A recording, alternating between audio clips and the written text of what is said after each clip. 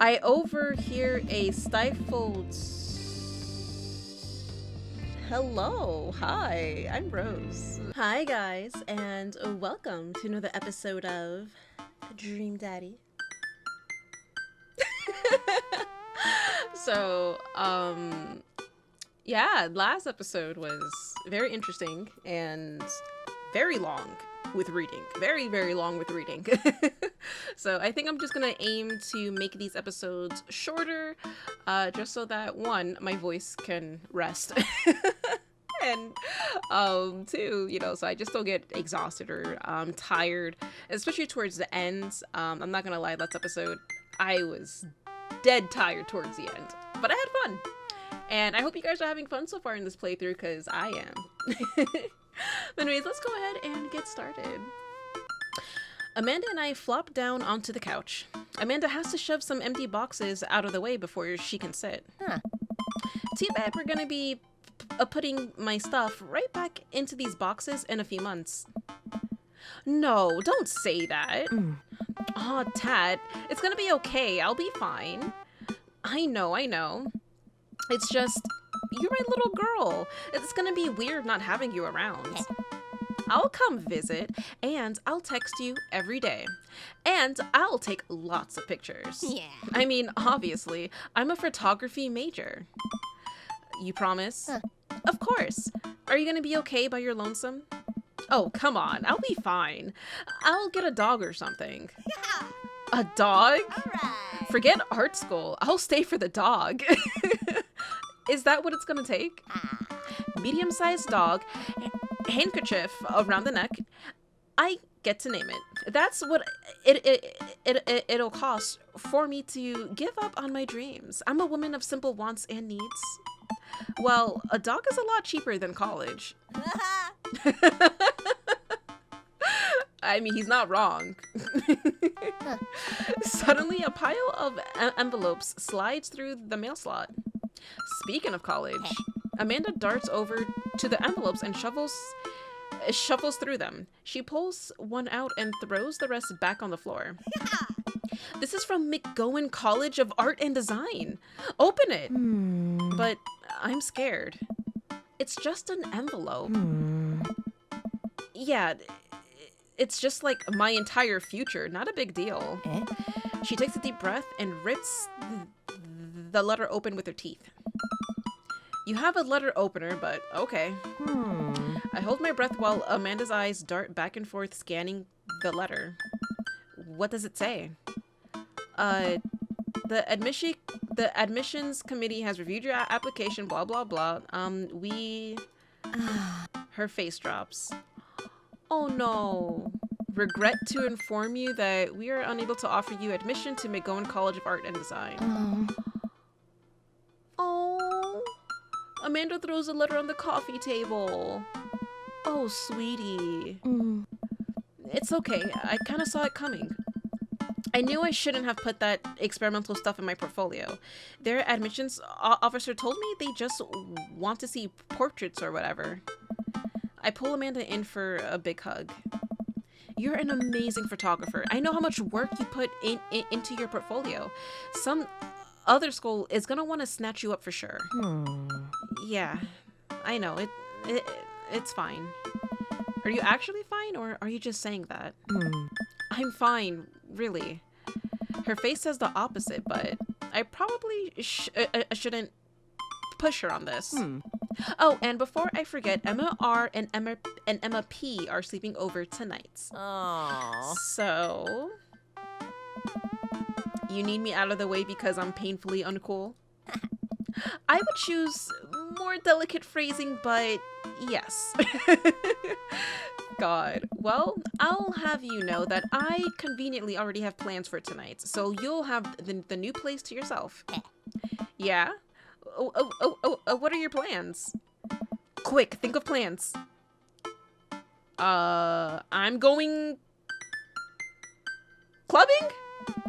I'm gonna put on a nice outfit and go tear it up on the dance floor. All the hottest dance moves. The lawnmower, the sprinkler, the running man. You know, the ones all the kids these days are doing. All right, but I'm not gonna come pick you up if you pull anything this time. Not again. I'm just kidding. I'm actually going to go out and watch the game? Nice. Which game? You know, the game.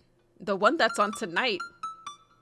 The one that everyone is going to watch, including me. The game on TV. At somewhere other than here. Okay, cool. While you do that, I'm gonna do drugs and commit some light arson with the Emmas. I'm concerned you're hanging with the wrong crowd. Amanda shrugs. I would have expected you guys to be up to white-collar crime by this point. Maybe money laundering at the least. Nah. I'm a street rat, Pops. You're kidding about doing drugs and crime, right? Yes, Dad. Just making sure. I give her a pat on the head. Have fun with your sports. Are you being sarcastic? Dad. No, making fun of sports is played out. All right, then. I do some light cleaning around the house and decide to clear out right before Amanda's friends arrive. Before I leave, Amanda stops me. Hey, don't forget that you have that meeting with my English teacher tomorrow. Oh, right, Mr. Vega. Yep, totally remembered. I'll be there. All right. Wow, I guess I really didn't think this plan through. I'm not entirely sure where the closest bar is, and Amanda hasn't shown me how to use the GPS on my phone.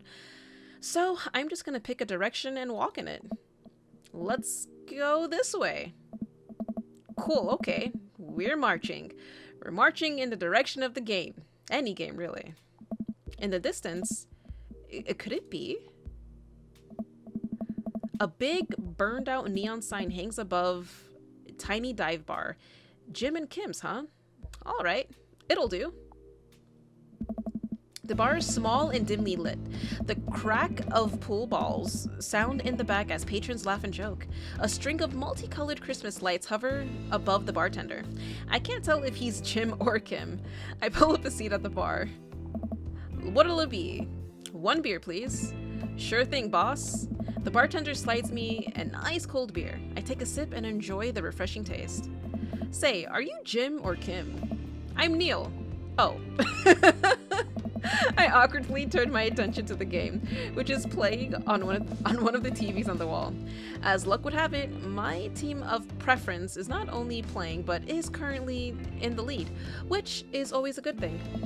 The brightly colored mascot, which is some kind of animal, does cartwheels. I silently cheer on my favorite team, hoping that I don't get into any confrontational arguments with the fan of the opposing team.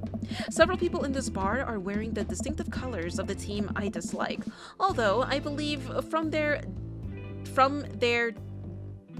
demeanor that, like me, the passion for their team is all in good fun. A middle-aged woman holding a nearly empty wine glass sidles up to the bar and sits uncomfortably close to me. Hey, look, these cheeks are for men only, lady. Back off. Hey, sailor. Oh, hello. Good to see fresh meat in here. I'm Mary. Come here often? Oh, no, I actually just moved to this part of town today. I'm Gray, by the way. Are you watching the game? Yeah, my preferred team is in the lead. If they keep this up, they'll win the game with ease. Oh, I love that team.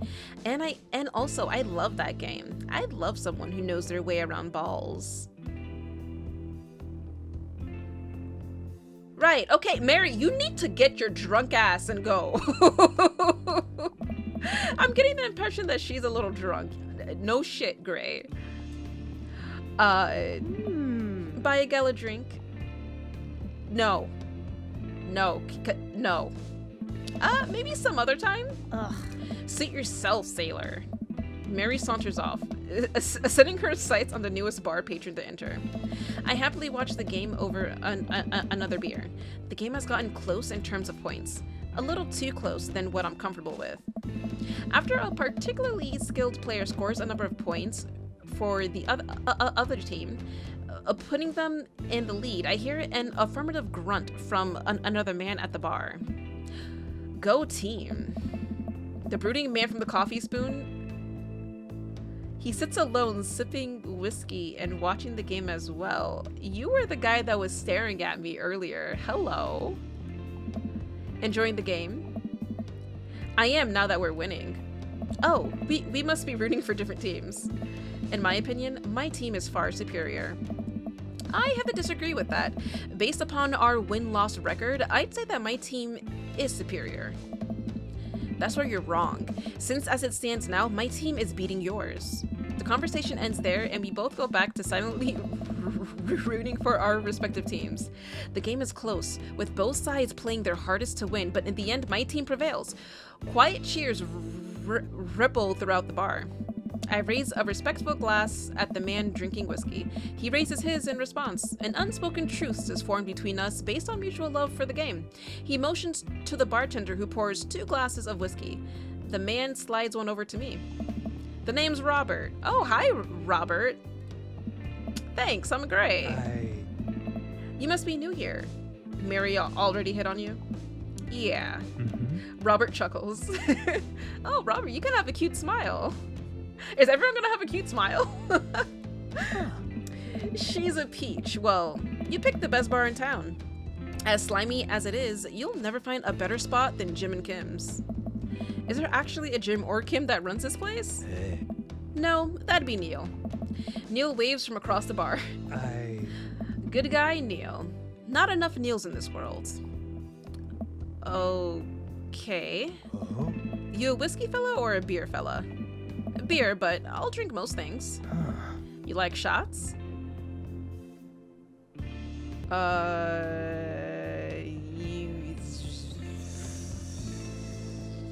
Shots fired. I don't like him. Okay, see, Robert, you are nice, but he is a bad boy type. Like, he literally reeks of bad boy.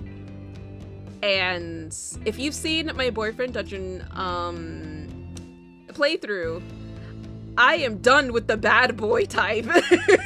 No, thank you. So, ooh, shots fired. I don't like him. Nah. And he's a little too, like, dingy looking for me, if that makes sense.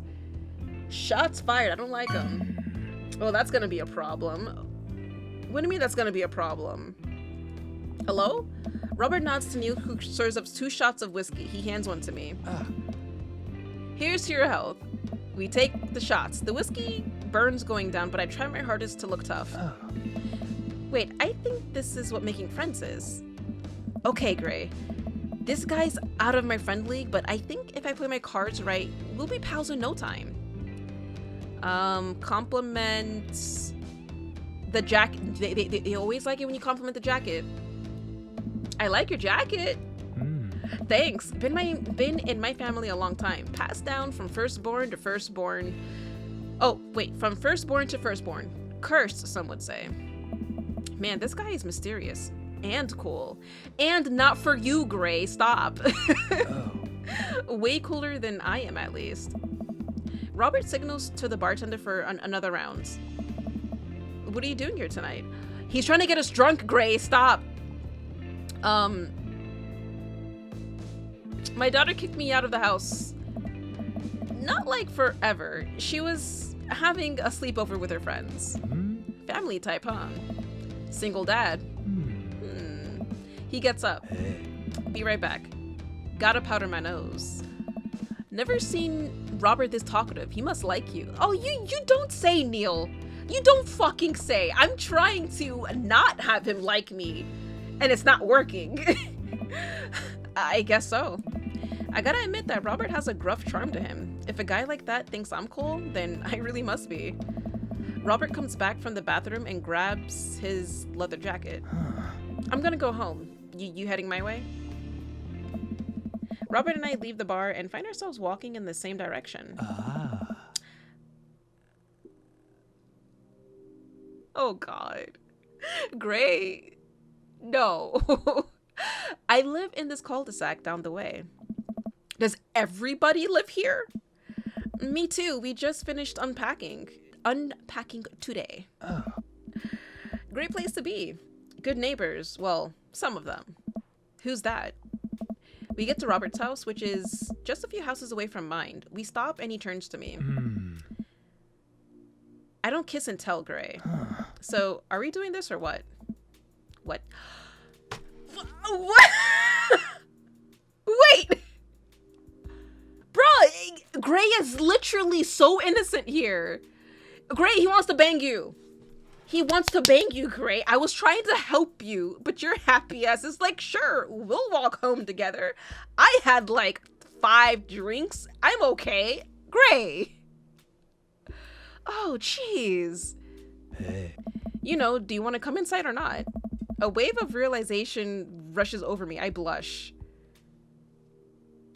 No, thank you. No, thank you. Look, Robert, I think you're a sweet guy, but look, the bad boy vibes is just not for me. And the fact that your ass wants to bang my ass on, literally, on the first date, no. It is not even a date. I met you literally like not even hours ago. No, no, it's not gonna happen. No, thank you. No. I'd better call it a night. Catch you around? Sure. Maybe he liked that because now I'm playing hard to get. God damn. I head home, head buzzing with whiskey. What did he mean by, are we gonna do this or not? I plop down on the couch and I'm asleep before I even get the chance to take my shoes off. Oh boy, Gray, you almost got banged. I wake up to a text from an unknown number. Rise and shine, early bird. Still want to work out?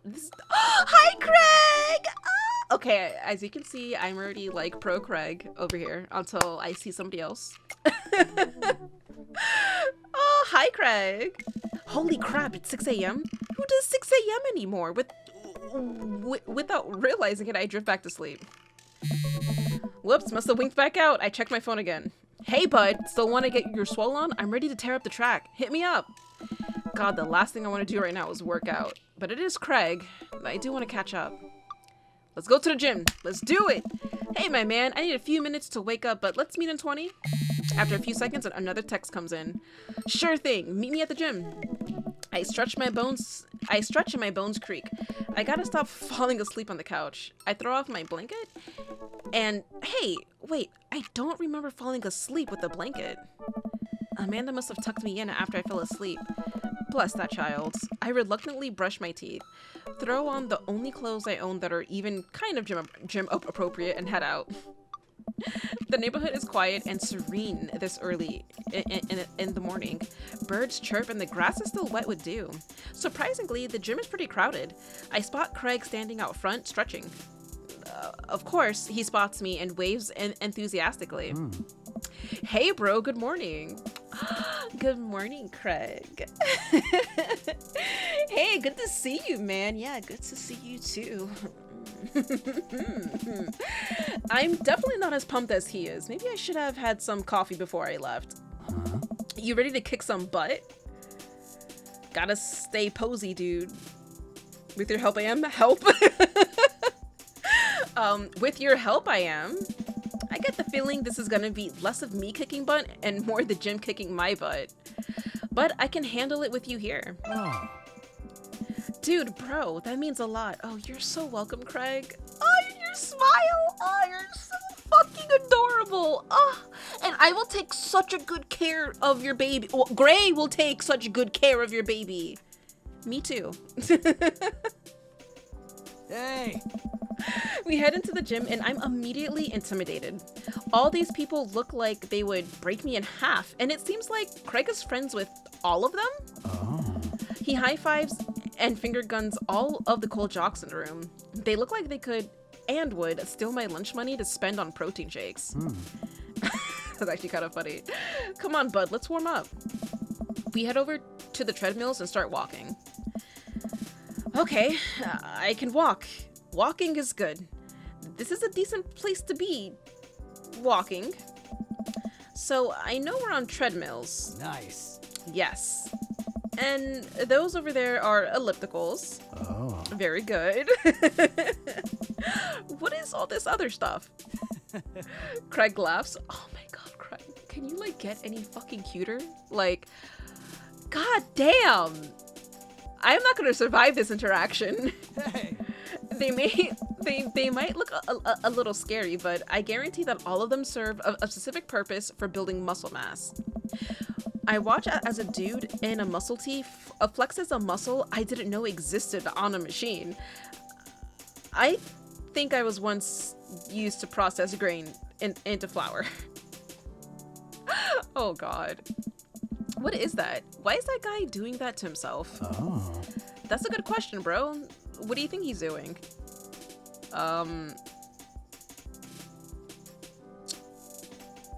Using a medieval torture device, because that's what all the sports equipments are. Every exercising equipment are literal torture devices. There's a tiny man in there, right? And he did something that the court found unfavorable, and now that the muscular dude is doling out justice in the form of pain. Hi. What? Sorry, Craig. Oh no, Craig is turning up the speed. I better do the same. How long have you been doing the buff thing? Couple years. And what do you do when you're not dadding or working or buffing?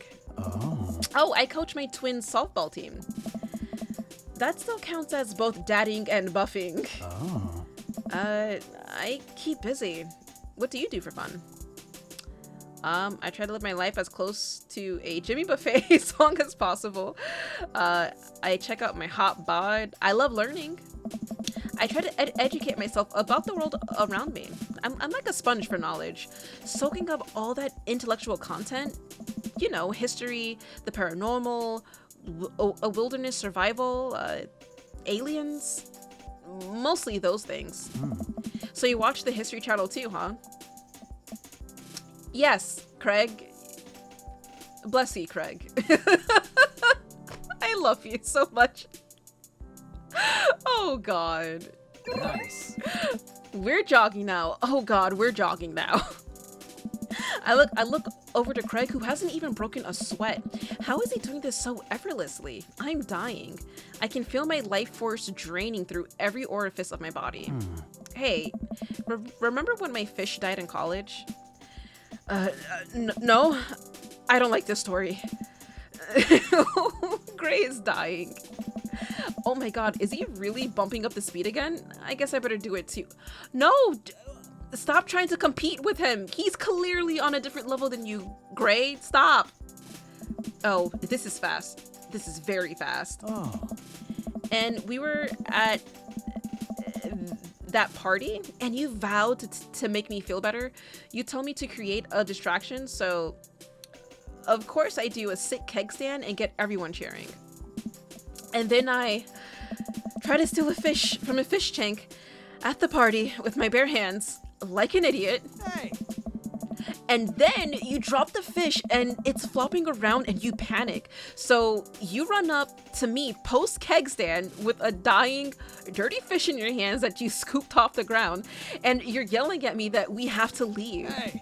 So we're running out of a frat party with the fish and trying to give it mouth-to-mouth resuscitation. And we get him home and get him into a bowl of water, but the prognosis was grim. And the next day he's alive and well. Bro. They never did catch the great fish thieves of Grand Ridge U. Oh god, that's funny. And they never will. I shoot up the end of the treadmill and crash into the wall. Jesus, that hurts. Oh my god. Dude, bro, are you okay? Craig offers me a hand and looks me over for injuries. I'm fantastic. I managed to stand up and rub my back. Doesn't hurt now, but I'm sure it will later. Oh, man. You don't have to push yourself like that. Always know your limits. Well, I think I might call our gym adventure here. You sure? Yeah. All right, well, here, I brought you this. Craig hands me a shaker bottle full of a thick green liquid. I stare at it with what must be apparent distaste. It's a protein shake, bro.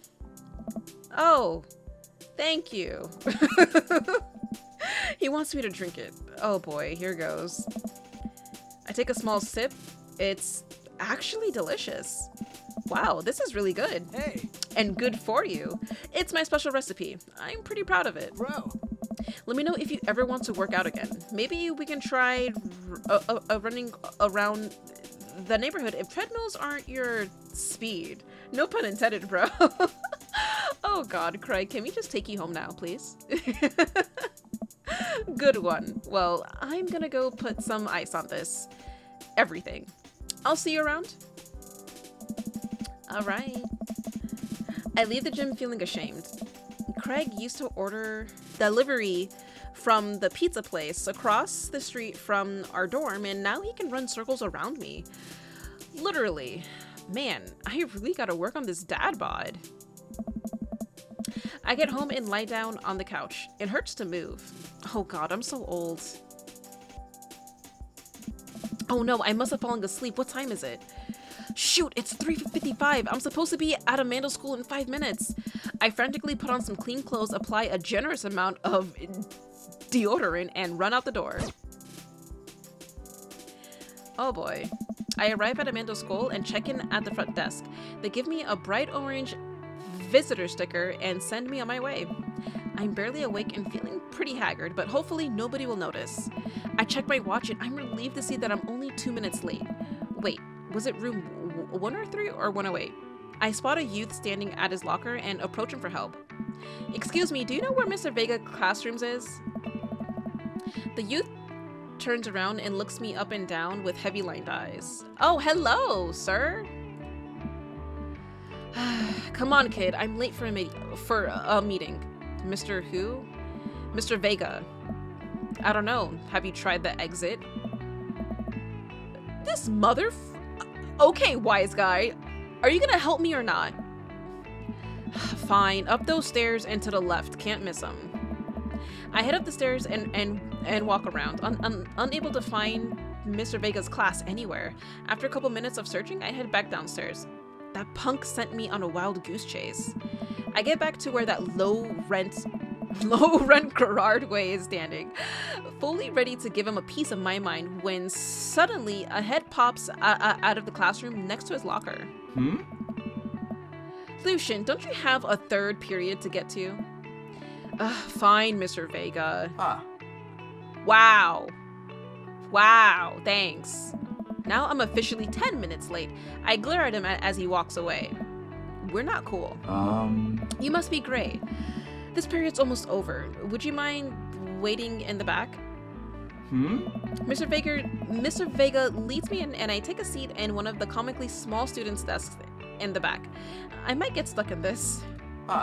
Alright, where were we? Now, who can tell me about the unreliability of the narrator in J.D. Salinger's Catcher in the Rye? Yes, Colin. Colin stands up and does the thing where he blows into the crook of his elbow to make a fart noise. The whole class erupts in laughter. You need to do something about your class, Mr. Vega. All right, everybody. Very funny, Colin. Please sit down. Now, Holden Caulfield is an unreliable narrator in the sense that the bell for the end of the period rings. All of the students immediately get up and make a break for the door. Sweet Manchego. Remember to do the reading and answer the response questions on page 194 in your textbook. Nobody's listening. Or not, I guess. Mr. Vega turns to me and sighs. Middle schoolers, right? Don't you teach high schoolers? Both. You know. Budget cuts. Oh, that's rough. Right. Thanks so much for coming in. No problem. Mr. Vega? Please call me Hugo. I don't normally do these impromptu parent-teacher meetings, but as I'm sure you know, Amanda's a very bright student and I'm concerned about her recent behavior. Oh? What's going on? Amanda has never been the most engaged student, but I know she cares. Recently, though, she's been falling behind. She's not completing assignments and has been doing rather poorly on tests. I'd normally chalk this up to senioritis, but This is strange. I thought Amanda always shared everything with me. It hadn't even crossed my mind that something might be wrong. I don't know. I just wanted to ask, is everything okay at home? I mean, we just moved. Well, we just moved recently, but it was only to the other side of town, and Amanda was more excited about it than I was. Ah. See if you can talk to her about it. I know she values you a great deal and would appreciate your guidance. If she keeps heading down this road, I know how important art school is to her, and I would hate to see her miss out on scholarship money that she clearly deserves. I'll make sure to talk to Amanda. Thanks for letting me know, Hugo. Oh. Anytime. On my way out, I stopped. Thinking for a moment, I turned to Hugo. Hey, Hugo? Yes. They ever catch that rye? Oh. That's pretty funny. Yes. Oh, God. Gray, we are not going with Hugo. I'm sorry. We are not going with Hugo. I'm sorry. Hugo is just not enough of a daddy material. Sorry. I leave the classroom and make my way out of the school. I'm still a little bit in shock that Amanda was able to hide this so well from me. She's always been such a force for positivity in my life, especially after we lost her father. Amanda must be done with classes for the day by now. I'm sure she would appreciate a ride home, and maybe I can talk to her about what's going on. Hopefully. If she cooperates. I pull up to the carpool and Amanda hops in the passenger seat. So, did you have fun gossiping about me? Mr. Vega and I actually just gossiped about about our celebrity crushes. So you talked about Mario Batali the whole time? It was a very productive meeting. I'm pretty hungry. Can we grab some dinner? Sure thing. Let's go to the mall. Yeah, let's go to the mall. Yeah. Does that sound good to you? Yeah, sure. Why the mall? Jeez, can the dad take his daughter to the mall? Will you buy me things? I will buy you a thing. Singular thing. Sounds like a deal to me. We drive in silence for a short while. Amanda plays a game on her phone. I should say something. You know, sometimes when a kid gets older, they find that they have to keep things hidden from their parents, and that's okay. Because sometimes that's what kids do. And that's okay. But also sometimes it's good to have the parents' perspective because, you know, maybe the parents have also dealt with similar situations. And maybe they're a little cooler than you give them credit for. Anyway, what I'm trying to say is that it's good to share. Love you. Have you been reading my tweets? You have a Twitter? Oh, God. What? Never mind. Look, sweetie, Mr. Vega said you haven't been participating in class and that you're not turning things in. Oh, I'm fine, Pops. Senioritis and all that. I thought you liked Mr. Vega's class. It's fine. He's fine. We pull up to a stoplight and I Amanda. She's still texting. Just, I want you to know that you can talk to me about anything. Aww. I can tell that whatever it is, she doesn't want me knowing about it. That's frustrating. I heard ours going to that fancy art school in California. That's Why would you bring that up? She just got rejected. Gray! You're not helping the situation. Oh, Jesus. Yeah, that's exciting. Yep. Are you bummed that you guys aren't going to the same school? Yep. Amanda keeps texting. She stifles a laugh. What's so funny? I don't think you'd get it. Okay. Who you texted? You should just drop and leave her. That is the signal to leave her the fuck alone until you get to the food court. Noah. Who's Noah? My friend. Does he go to your school? Yep. Do you like Noah? What? No. Tad? Ugh. I can't believe you would. Dad. I mean, jeez. Why would you? Ugh. Gross. Sorry, just asking. Dad, he's just my friend. Guys and girls can be friends. He's my friend. Okay. Jeez. This is going well. Well, good talk. Love you, kiddo. She leans forward and turns up the radio. I guess that conversation is over. To the mall, then. We arrive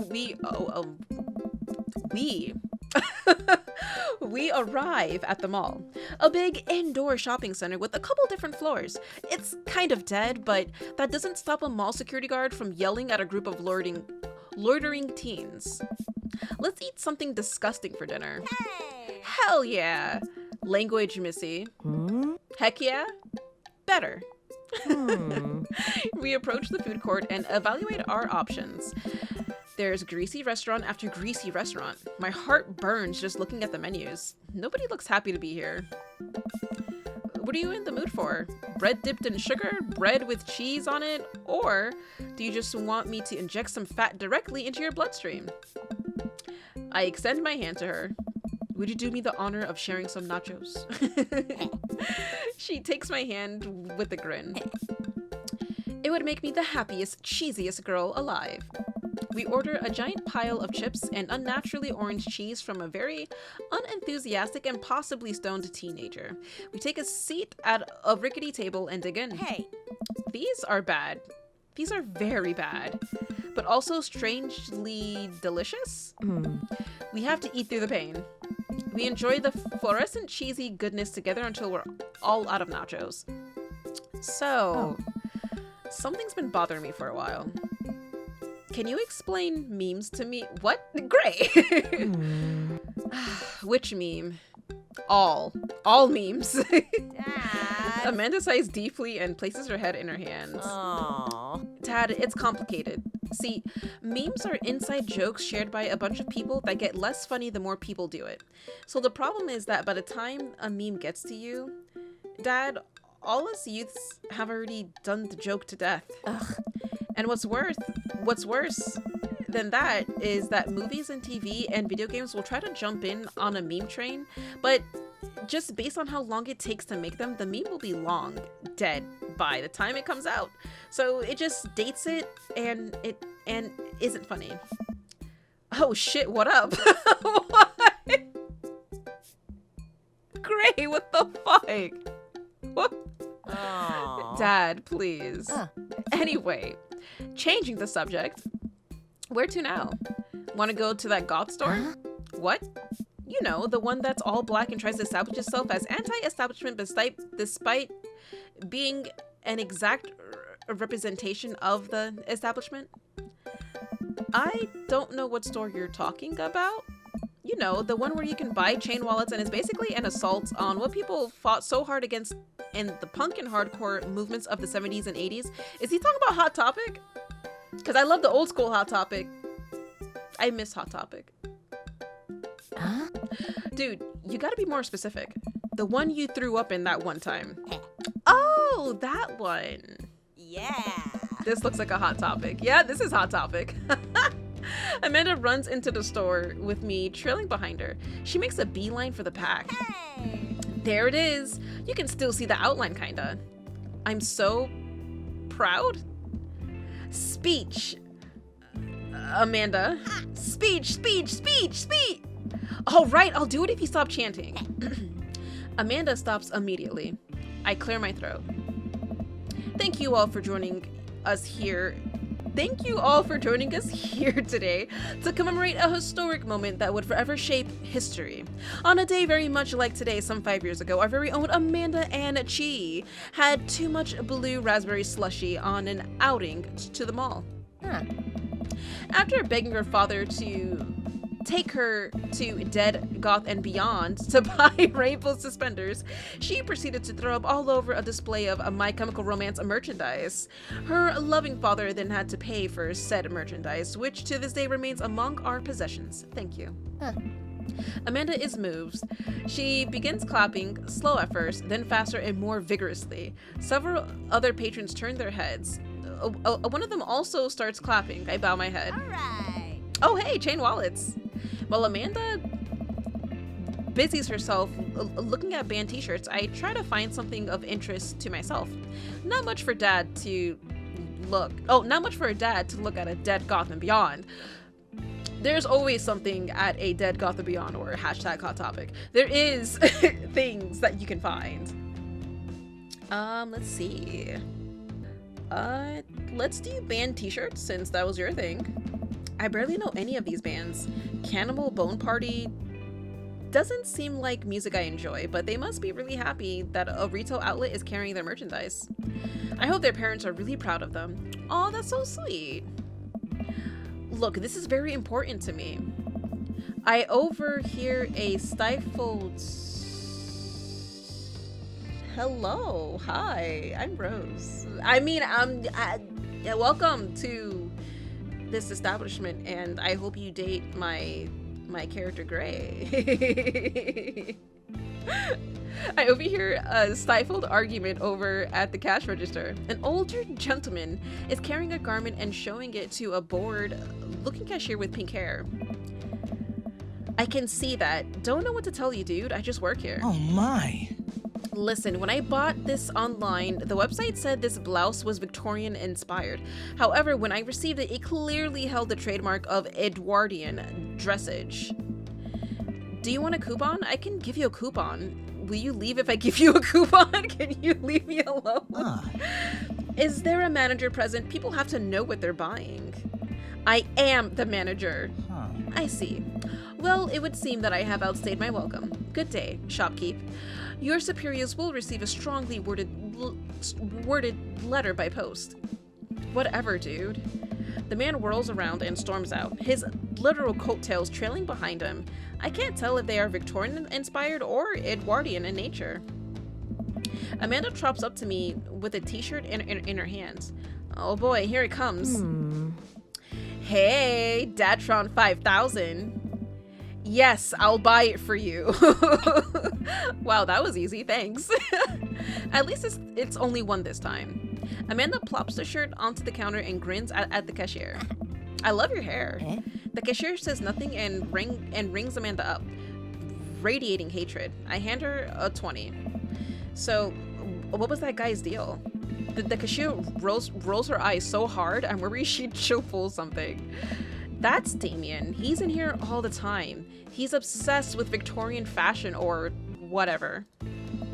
She hands Amanda her bag, and it's clear the conversation is over. We make our way out of the store and head home to get some rest.